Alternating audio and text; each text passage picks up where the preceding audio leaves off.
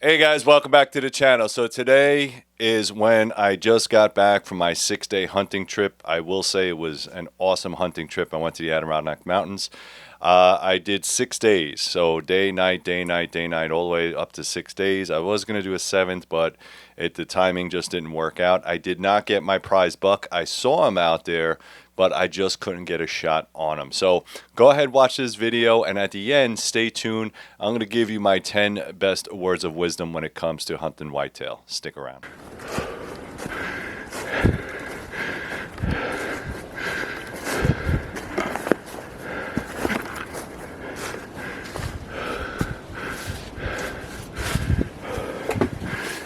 Alright guys, so this is my day 1 of the night sit. I'm in my spot again. It is during the rut. I got some really good footage. There's 2 bucks up here for sure, and they're just right in this area. One's a 6, one's a 4. The 4 is very large, but he only has like these big claws.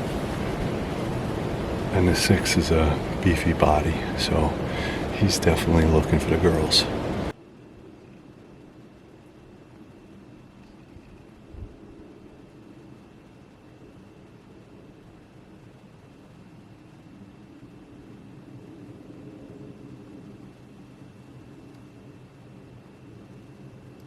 Alright guys, it's day 2 of the early morning sit. It is beautiful conditions. It's cold. There's no wind. The ground is crunchy. On the trail cams last night, we saw 3 bucks in this area, and they're just running back and forth across the mountain.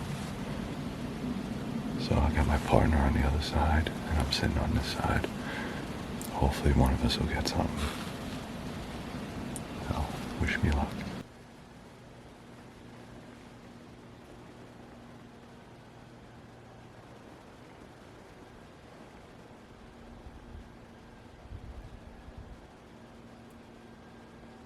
Day 3 of the morning hunt. There was 2 doe that I saw yesterday. They came down. No big deal. No bucks yet. But it's super quiet out here. Take a look.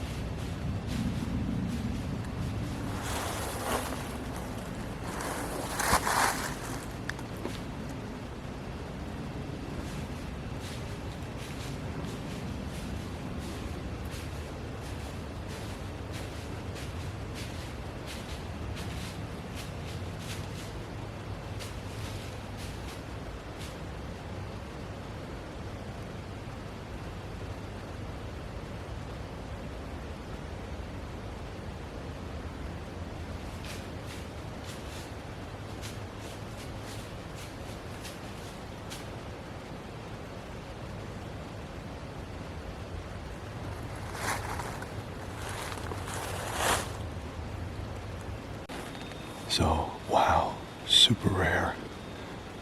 I ran into a spike. It's a small buck. Right on the road. I'm walking up to my blind and I hear noise.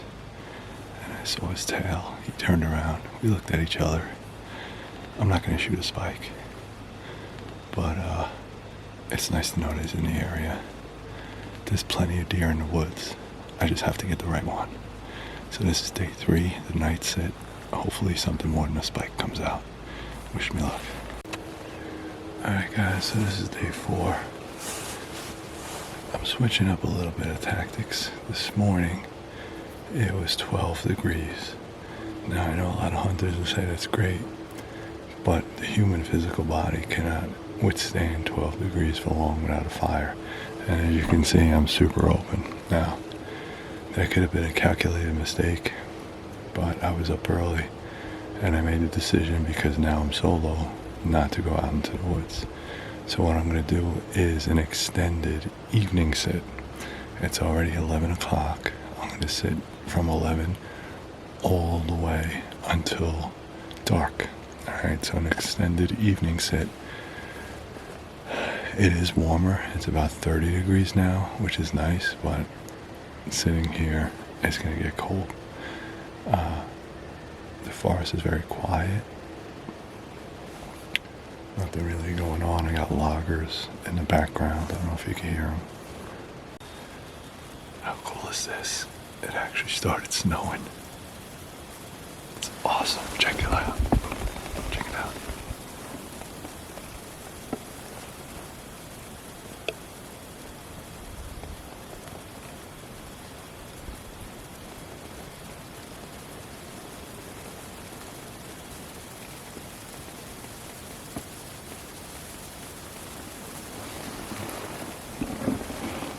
Now you know why I put a roof up top.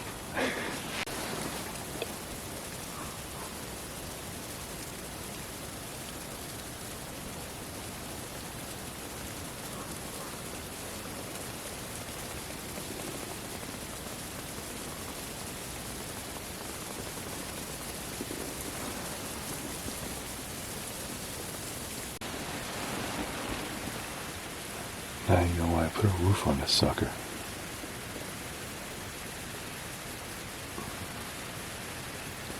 Welcome to the mountains.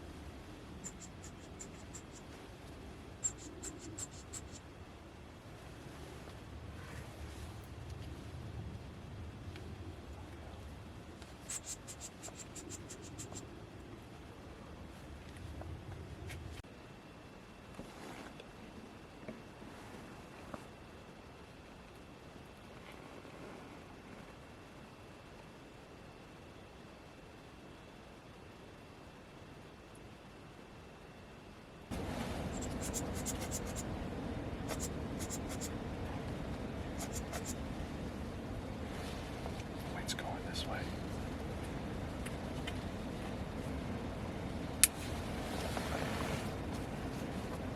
Alright guys, so as you can see the wind has changed. So this morning the wind was going up this way, now it's going this way. I did see a nice beautiful buck this morning. He was on that side. Again, you gotta play the winds. I couldn't get a shot on him, I only saw his butt. Not enough to kill it, so I just let him walk. It was a really nice 6-pointer, but his head was down and his butt was up, so I don't know how many deer get killed by butt shots, but I'm pretty sure that's not a kill. So I just let him walk. Hopefully he'll come back. Typically they do come from this direction and then come back up this way. So I also will say there's another hunter in the area. Again, last night I saw this asshole over here, and then this morning I saw him in my fucking driveway, so I'm a little pissed. I think he's lost, but again, enough's enough, guy. Get the fuck off the property. That's it. Everything's posted. So I'm sure most hunters are good people. I'm a good person, and if you typically got lost, I understand. It's very mountainous up here. I understand, but don't come walking up my driveway and tell me you're lost. That's bullshit. The property owner did say that, I should confront him if I see him again, and I said yes, absolutely. You just got to be careful in the woods who you confront, especially when you're both carrying rifles. So that's one of those things you got to be careful about. So I'm going to sit here. It's about 1 o'clock in the afternoon. It's beautiful out. It's warmed up. The wind sucks. The ground is dry, soft, which also sucks. But the fact that I got to see a really beautiful buck this morning was a good sign. So hopefully, instead of his butt, he gives me his chest so I can shoot at him. All right, guys. It's day 6. I don't know if you can hear this.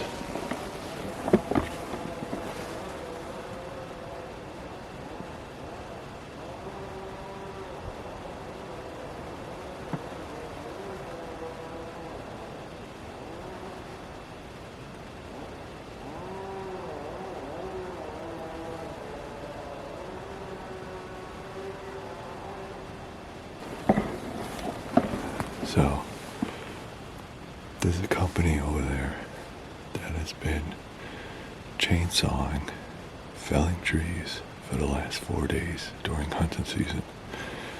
Now, I don't know if it's a homeowner or it's the city or the town. It's kind of messed up. I walked up here this morning and I spooked a deer. I don't know. I didn't turn the lights on. It was so dark. But when I walked up here, I just took off. No big deal. They're in the area. The biggest thing I learned about hunting is if you're going to walk into a blind at dark and you're going to spook something, it's going to spook no matter what. Deer are kind of used to it. This is a forest. Trees fall, lightning happens, all kinds of stuff. The biggest thing you could do is just stand still, let the thing get spooked, it'll settle down, and it'll walk away. Hopefully it thinks you're some other animal, and then just walks away. And then come by later, see what happens. It is a balmy 20 degrees out here, and it is gorgeous. I don't know if you can see the sun. The sun's right here. When it hits about here, it's 12 noon. So, right here, it's about 8, 9 o'clock. Alright. I saw a deer yesterday. I couldn't get a shot on him. He was that 6-pointer that I wanted. And I'm really super bummed. And I didn't even get video, which is even more bummed. I should have just took video, but I thought he was going to walk away from behind another tree and I get a shot on him, but he didn't. For whatever reason, they're using this logging road over here and they're going down the mountain on this side instead of coming straight from the back. It is a rut. There is other hunters on the mountain, which they shouldn't be on this private property. They need to be up there. And I've been solo hunting for 6 days. I am freaking exhausted. Anybody that's been a hunter for a while knows how it is. You get up super early. Alright guys, so it's day 6. This is the last day that I'm going to be here. I've been hunting for 6 days. I saw the buck that I wanted, but I couldn't get him. I saw a lot of other buck that I didn't want, didn't need them. That's why they call it hunting. I still got the guy with the freaking chainsaw over there, but the temperature has increased. It is now almost 50, almost 60 degrees out here, which is bad. Anytime it's this warm, the deer don't need to move around. They can sit there. They're just moving to get water and a little bit of food, and that's it. So, unfortunately, it doesn't look like I'm going to see a lot of deer tonight, but it is what it is. If I don't get a chance to say thank you, I'm saying thank you now. Please like, subscribe. Don't be the guy with the chainsaw in the woods. If if you like videos like this, I know it's my hunting adventure. I do one every year. The way you support this channel is to like, subscribe, share, become a Patreon member, buy one of the knives that I have up there. I have a ton of knives. We just did a whole big thing. I got 7 brand new designs. So if you're looking for a knife, get a knife from me. It's 3riverblades.com. I'm going to sit here until tonight, and then I'll probably go home because I miss the family, and I know the kids miss me too. So, all right, guys, 6 days in the woods. I'm tired. I'll talk to you soon.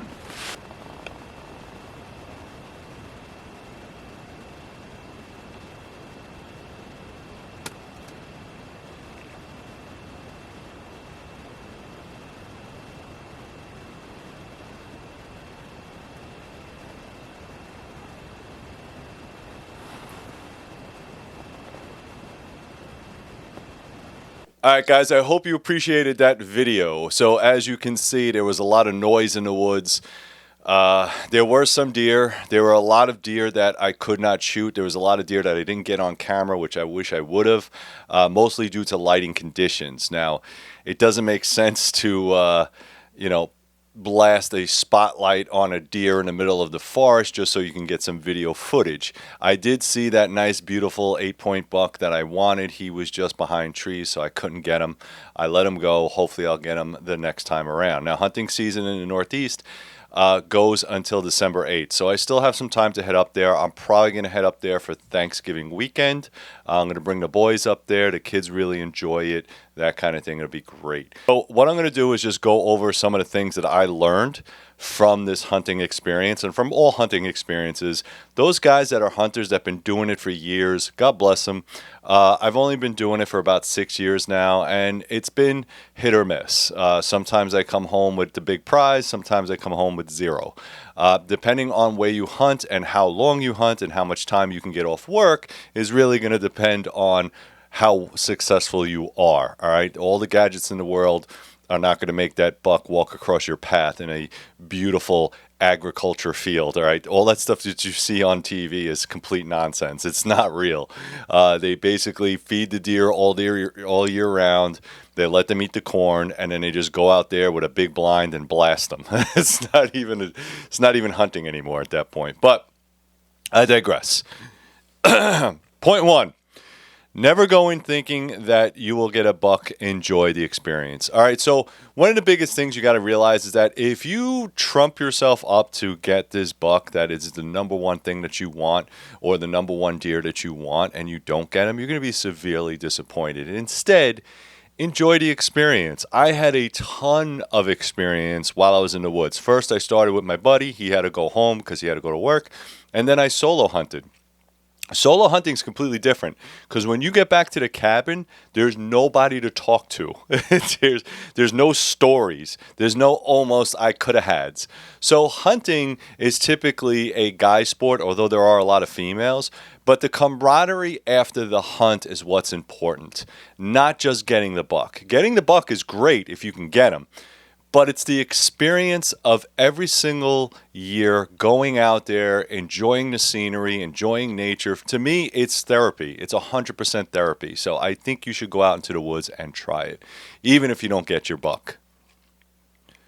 Number 2, trail cams, trail cams, trail cams. I cannot stress enough how important trail cams are, not because of the actual technical advance, which you do get, but it's knowledge. It's letting you know when and where the bucks are going to be, okay? It's not always 100%. During the rut, they change up a lot of things. There's hunting pressure. There's hunters coming from the left and from the right, so it messes up their patterns.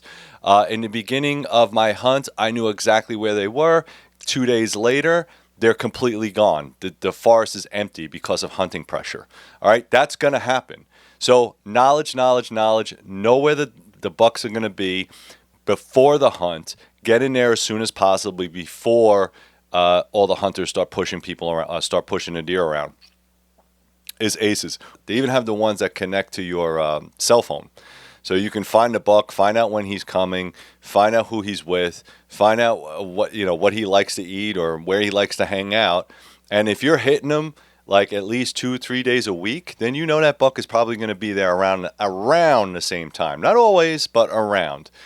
During the rut and again during hunting season, things change a little bit. So be wary of that, but get some trail cams, put them up. Number 3, deers don't always respond to your gadgets. All right. So I know there's a lot of gadgets out there. I've seen them 100%. I saw where they have noises, they have rattles, they have scent sticks. I use scent sticks. It doesn't always work. Bait. Okay, great. If you can bait in your state, great. In New York, you can't bait. Okay, so what do you use? You use scent sticks. You use anything and everything that you can to get that buck to come around. We like to keep as many doe in the area as possible, so we don't shoot the does. All right, whatever technique you use that technique. But understand that your granddad used to go to the woods with a pair of dungarees, some work boots, wool socks, a black and red lumberjack jacket, and a hat to match, the Elmer Fudd, with a cigarette hanging out of his mouth with his 30-06. And he was successful. All right.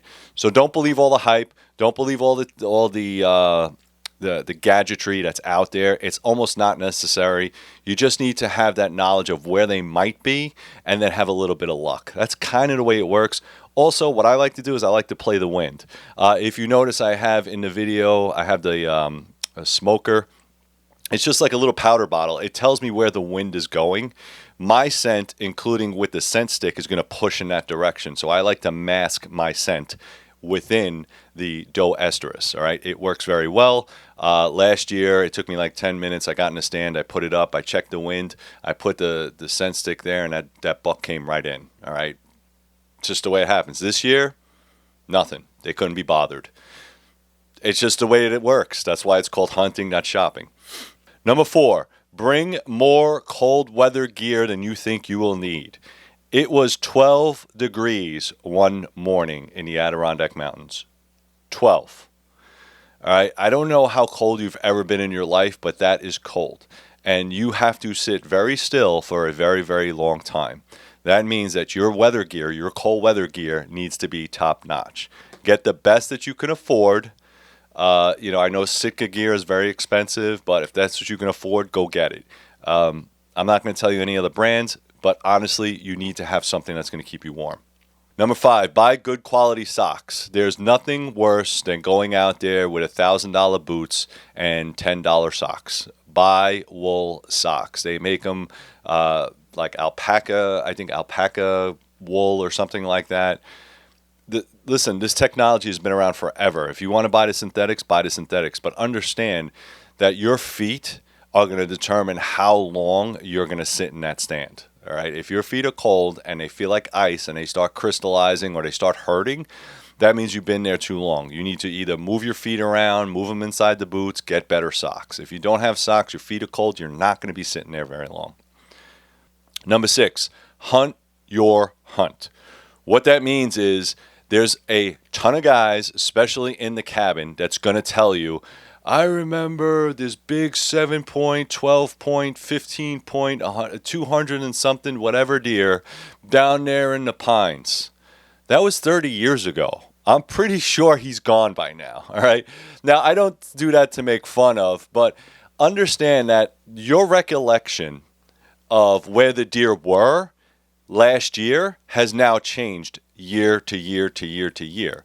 So it's very doubtful, especially during a hunting season, that nice, beautiful buck had survived. And if he did, and he's not being shot at or he's not being cultivated, great.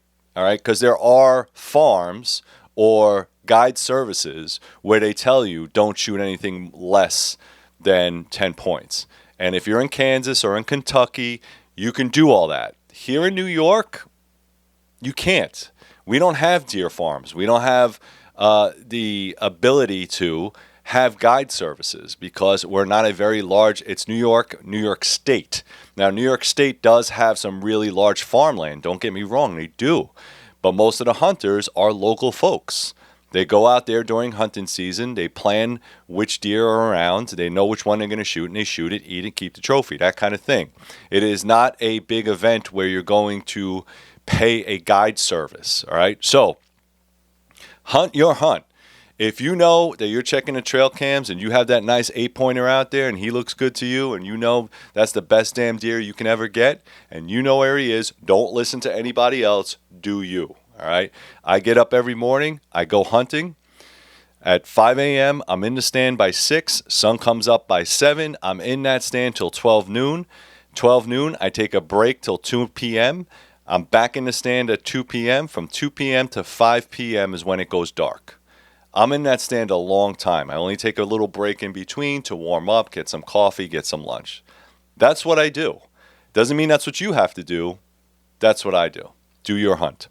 Number 7, never take a shot that is not a kill. What I mean by that is aim for the vitals. If you don't know what the vitals are and you're going deer hunting, you need to know what the vitals are. All right? Side view, shoot him in the shoulder. That's all you got to remember. If you can shoot him in that front shoulder, heart, lungs, all that stuff is in his rib cage. That's where you want to put that bullet. You want to drop him immediately. If you shoot him too far back, that deer is going to take off on you and you will never see that deer again, especially in the forest. I don't know if you watched the video, but that video has tons of trees everywhere. And we have logging roads. Doesn't matter. It doesn't matter. You have to shoot him in the vitals, get him down with one shot, all right? Make sure before you take that shot, you know what to put those crosshairs. And test your equipment before you go out there, all right? Take it to the range, make sure that it's on par, and then take that shot. Number 8, be courteous to other hunters, but be wary, all right? So I didn't get a chance to film it, but I was sitting in the stand, and there was a hunter behind me on my land, on my friend's property. He was not supposed to be there. I whistled to him. I tried to get him out of the area. He either didn't hear me or completely ignored me. Now, again, getting into a tussle in the forest with 2 guys holding rifles is not a good idea. However, that person needs to understand that they are in the wrong area at the wrong time. Now, he was wearing orange, so I could spot him easily. However, you do not walk onto someone's property, private property, and then just walk around there. Because number 1, you're spooking the deer. Number 2, that's not your land. You're trespassing. So get off the land. Be respectful to the posts. Everything up there is posted. Some of the signs get torn down through the weather. I get it. I understand. But it's posted. So if you walk to a sign and it says posted no hunting in this area, that's the owner's property line. You are not allowed to go over there. If you are, you can be arrested for trespassing. And they can take your license. So now you can't hunt anymore because you don't follow the rules. Be wary. Be very wary of other hunters. Now, if you're on public land, sky's the limit. Number 9, if you are going to shoot a deer, take one more breath. Now, this is something that I learned in the United States Marine Corps. I was in Scout Sniper Platoon.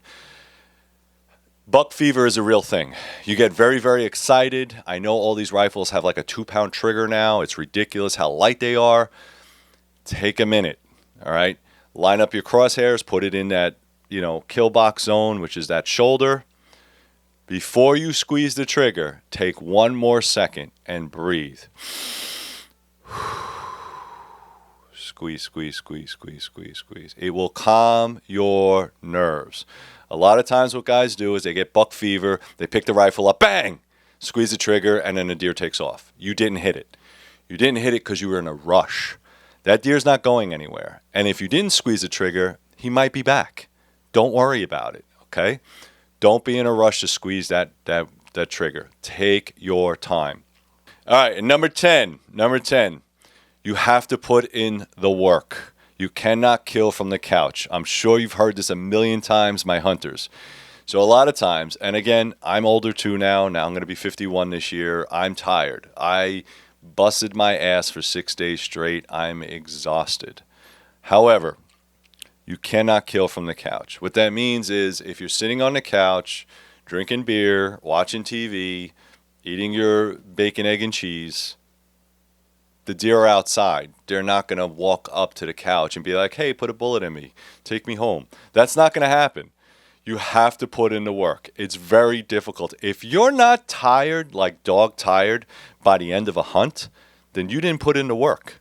And again, there's other chores and responsibilities that have to happen inside of a deer camp unless unless you're subbing it out, meaning you're going to a guide service. So you still got to cook, you still got to clean, you still got to make sure that all your gear is good to go, you still got to stack firewood, right? You still got to prep for the next day. You got to have meals. You got to make sure that all your stuff is dry and scent clean. Make sure that your rifle works. Make sure that it's oiled. All that stuff before you hit the bed. You have to have a plan. Make sure you have a map. Make sure you have a backup plan. Make sure all the batteries in your radios work. Make sure there's water in your pack. Make sure there's food in your pack, like snacks. That doesn't get done unless you do it. So before you hit the rack every night, you have to do all that work. So again, you cannot kill them from the couch. You have to get out there and do the work. All right, guys, thank you very much. I hope you appreciated this video. If you do, like, subscribe, add some comments down below if you like this type of content. Also, check out 3 Rivers Survival, 3 River Blades, 3 River Books, and 3 Rivers Kydex. Those are all my channels. I do all kinds of stuff. If you're interested in a pack dump and what I have as far as hunting gear, then go to 3 Rivers Survival. It will be posted. All right, you can check out all the gears, all individualized. Become a subscriber over there. You'll check out all my hunting stuff. It's fantastic. All right, guys, thank you very much. As always, be safe.